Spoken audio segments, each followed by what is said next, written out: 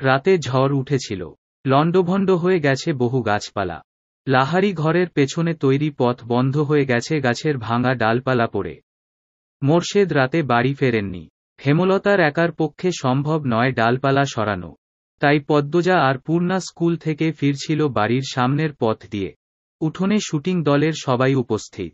পদ্মজার মাথা নত, ঘুমটা টানা লম্বা করে। এত মানুষের সামনে দিয়ে যেতে তার হাঁটু কাঁপছে। আজ যেন পথ শেষই হচ্ছে না। উপস্থিত অনেকের নজরে চলে এলো পদ্মজা। মিলন নামে একজন পূর্ণাকে ডাকল। এই পূর্ণা। পূর্ণা দাঁড়ালো, সঙ্গে পদ্মজা, যদিও মেয়েটা শুটিং দলটির দিকে তাকাচ্ছে না। মিলন পরজার দিকে চোখ স্থির রেখে পূর্ণাকে প্রশ্ন করল, পাশের মেয়েটাকে প্রথম দেখছি। আমার বড় আপা। মিলন আশ্চর্য হয়ে বলল, 10 দিন হলো তারা এখানে এসেছে, কখনো পূর্ণা প্রেমা ছাড়া কোনো মেয়েকে চোখে পড়েনি, কণ্ঠ শোনা যায়নি। তাই বড় বোন বলাতে সে খুব অবাক হল। পূর্ণা হেসে বলল, হুম, আপন। মিলন বিড়বিড় করে বলল, চেহারায় তো মিল নেই। সবাই বলে, আচ্ছা যাও। দুই বোন লাহারি ঘরে চলে যায়। হাঁফ ছেড়ে বাঁচে পদ্মজা। ভেতরটা এত কাঁপছিল। সে অনেক মানুষের পা দেখেছে, তবে চোখ তুলে তাদের মুখ দেখার সাহস হয়নি। কিন্তু হ্যাঁ, ইচ্ছে হয়েছিল বটে। সিনেমায় যারা অভিনয় করে তারা দেখতে কেমন? সাধারণ মানুষের মতোই, নাকি অন্যরকম? পদ্মজা 43। বিকেলে হাজেরা নামক এক মহিলা আসে মরল বাড়িতে। সে সবুর মিয়ার স্ত্রী। সবুর দিনরাত গাঁজা খেয়ে পড়ে থাকে, বউ বাচ্চাদের খোঁজ রাখে না। হাজেরা ওর বাড়ি গিয়ে এটা ওটা চেয়ে নেয়, খায় 2 বাচ্চাকে সঙ্গে নিয়ে। পদ্মজার খুব মায়া হয় হাজেরার জন্য। মহিলা আসতেই হেমলতা পদ্মজাকে প্রশ্ন করলেন, গাছে কয়টা লাউ আছে? 9টা আম্মা। পূর্ণা কোথায়? ওরে বল 2টা লাউ হাজেরাকে দিয়ে দিতে। কাঁচামরিচও দিতে বলবি। পদ্মজার নীরবতা দেখে হেমলতা বুঝতে পারেন পূর্ণা বাড়িতে নেই। পূর্ণা কি টিভি দেখতে গেছে? পদ্মজাকে দ্বিধাগ্রস্ত হতে দেখা গেল। বিব্রতভাবে বলল, আম্মা আমাকে বলে গেছে তুই ওর অভিভাবক। একটু শরীরটা খারাপ লাগছিল বলে শুয়েছিলাম। অমনি সুযোগ লুফে নিয়েছে। আম্মা, আমার দোষ। পূর্ণাকে কিছু বলো না। পদ্মজার ভেজা কণ্ঠ হেমলতার রাগ উড়িয়ে দিল। তিনি অন্য দিকে মুখ করে শুয়ে বললেন, হাজেরাকে নিয়ে যা। ঘুমটা টেনে যাবি। বেগুন বেশি থাকলে কয়টা দিয়ে দিস। পদ্মজার মন ভরে গেল। তার মা এত বেশি উদার। কখনো কাউকে ফিরিয়ে দেন না। সামর্থ্যের মধ্যে আরও বেশি কিছু দেওয়ার মতো থাকলে তিনি কখনো কার্পণ্য করেন না। তবে হাজেরার স্বভাব অভাবে নষ্ট হয়ে গেছে, চুরি করার প্রবণতা আছে তার মাঝে। তাই পদ্মজাকে সঙ্গে যেতে বলেছেন। উঠোনের এক কোণে লাহারি ঘরের ডান পাশে লাউয়ের মাচা। 9টা লাউ ঝুলছে তাতে। চোখের সামনে শুধু তরতাজা টাটকা সবুজ পাতা। পদ্মজা বাড়ির দিকে তাকালো না। একটা লাউ হাজেরার হাতে দিয়ে বলল, কি দিয়ে রান্না হবে? জানি না গো পদ্ম। গিয়া দেহি মাছ মিলানো যায়নি। তোমার ছোট ছেলের ঠান্ডা কমেছে, কাঁদছে আর বলছে ছেড়াডা সারাদিন মাডিত পইরা থাহে একলা একলা। রাইত হইলে জ্বরে কাঁপে, দম ফালাইতে পারে না। ডাক্তার দেখাচ্ছ না কেন? টেহা লাগবো না। কই পামু? তুমি মাতব্বর বাড়িতে যাও। শুনছি উনারা খুব দান খয়রাত করেন। হাজেরা বাধ্যের মতো মাথা নাড়াল। বেগুন গাছ বাড়ির পেছনে। সাবধানে বাড়ির পেছনে গেল পদ্মজা।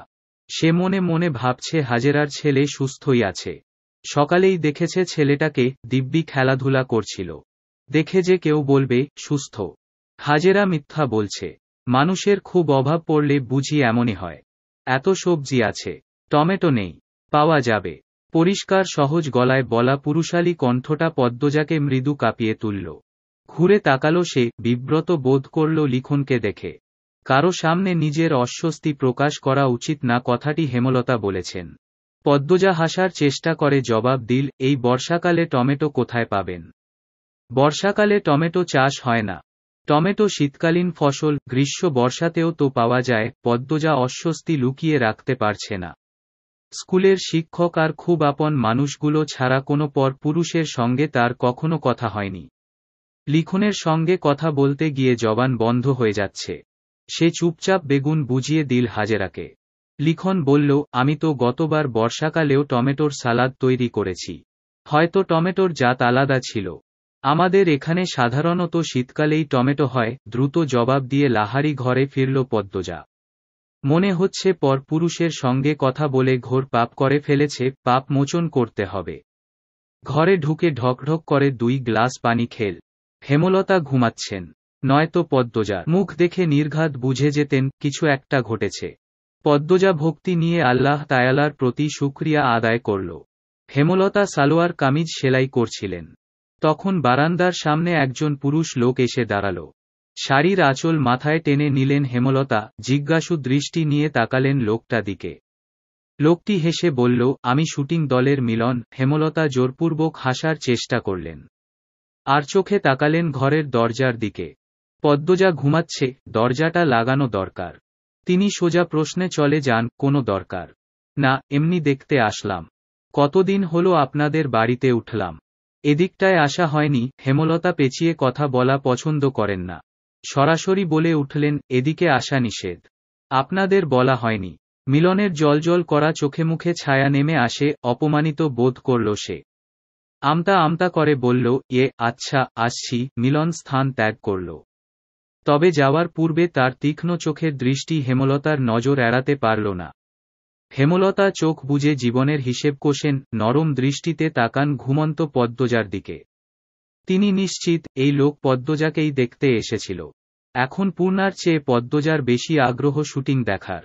টিনের ছিদ্র আরও দুটো করেছে। লিখন শাহকে দেখলে তার ঠান্ডা, কোমল অনুভূতি হয়। এই অনুভূতির নাম সে জানে না।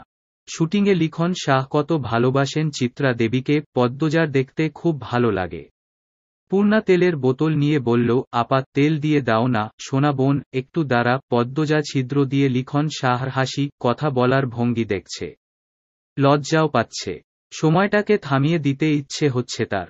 এই আপা, পরেও তো দেখতে পারবে, দিয়ে দাও না আর একটু। শুটিং শুরু হচ্ছে। একটু 46।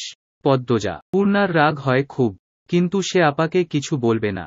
তার সব ইচ্ছের সঙ্গী, সব গোপন কথার সাক্ষী তার আপা। আপাকে খুব ভালোবাসে সে। মাঝে মাঝে মনে হয় সেই ভালোবাসাটুকু যেন মায়ের প্রতি ভালোবাসার চাইতেও বেশি। কিংবা হয়তো না। পদ্মজা মিটিমিটি হাসছে। পূর্ণা তেল রেখে ছিদ্র দিয়ে উকি দিল। না, তার এখন ভালো লাগছে না এসব দেখতে। চোখ সরিয়ে নিল সে। কি রে পদ্ম, কি দেখছিস? হেমলতার কণ্ঠ শুনে চমকে উঠল পদ্মজা। আরক্ত হয়ে উঠল তার গাল। ডাকাতি করতে গিয়ে বাড়ির মালিকের কাছে ধরা পড়লে যেমন অনুভূতি হয়, তেমন অনুভূতি হচ্ছে তার। উহু, এই অনুভূতি আরও বেশি ভয়ঙ্কর। হেমলতার দৃষ্টি গেল টিনের ছিদ্রের দিকে। সঙ্গে সঙ্গে পদ্মজা অনুভব করল তরপায়ের নিচের মাটি কাঁপছে। পূর্ণা ভয়ার্ত চোখে একবার মাকে একবার বোনকে দেখছে। ছিদ্রের গুরু তো সে, মারও সে খাবে।